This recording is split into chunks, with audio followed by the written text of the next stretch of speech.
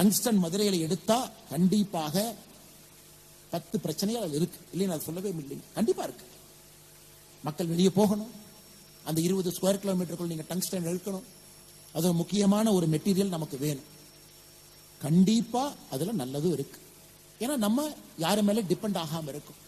இதை பக்குவமாக எடுத்து செல்லக்கூடிய அரசியல்வாதிகள் இன்னைக்கு கிடையாது. நல்லது இருக்கு, கெட்டது இருக்கு. மக்கள் நீங்க முடிவு பண்ணுங்க.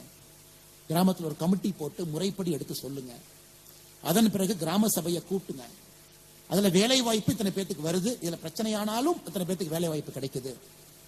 சுகாதாரம், சுற்றுச்சூழல் பிரச்சனை இந்த மாதிரி கையாளுறாங்க. மத்திய அரசு அதிகாரிகள் நீங்க வந்து சொல்லுங்க. கிராம சபையில் வந்து எங்கிட்ட சொல்லுங்க. என்ன பிரச்சனை நீங்க சொல்லுங்க. எவ்வளவு இன்வெஸ்ட்மெண்ட் வரும், அதனால அதை சுற்றி எந்த விதமான தொழிற்சாலைகள் வரும் சொல்லுங்க. இதெல்லாம் கிடையாதுங்க. ஒரே வார்த்தை எதிர்ப்பு அல்லது ஒரே வார்த்தை ஆதரவு.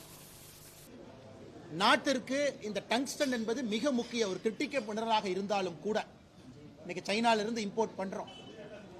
நம்முடைய கிஷன் ரெட்டி அவங்க கிட்ட, பிரதமர் ஐயா கிட்ட நாங்க எடுத்துட்டு போகும் பொழுது இது முக்கிய மினரலாக இருந்தாலும் கூட அந்த பகுதி சமணர் படுகை, பெரியார் பாசனம், ஒருபோக விவசாயம், அதெல்லாம் தாண்டி ஆண்டாண்டு காலமாக விவசாயம் மூலமாக வாழ்வாதாரத்தில் இருக்கக்கூடிய பொதுமக்கள், அவர்களுக்காக அந்த திட்டத்தை கொண்டு வர வேண்டும் என்று சொல்லி, இது உங்களுக்கு தெரியும், இந்திய அரசு சார்பாக ஒரு திட்டத்தை முழுவதுமாக ரத்து செய்வது எவ்வளவு கடினம் என்பது உங்களுக்கு தெரியும்.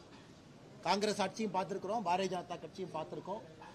இன்னைக்கு பிரதமர் அவர்கள் செய்திருக்கின்றார்கள் என்றால் பெரிய நன்றி அவருக்கு தெரிவிக்கின்றோம். இந்த நேரத்தில் அதே நேரத்தில் நேற்று டெல்லிக்கு வந்த அம்பலக்கார ஐயா எல்லாம் இந்த அரசாணை வராம நாங்க ஊருக்கு வரமாட்டோம், நாங்க ஊருக்கு போய் மக்களை பார்க்க முடியாது என்று சொன்னார்கள்.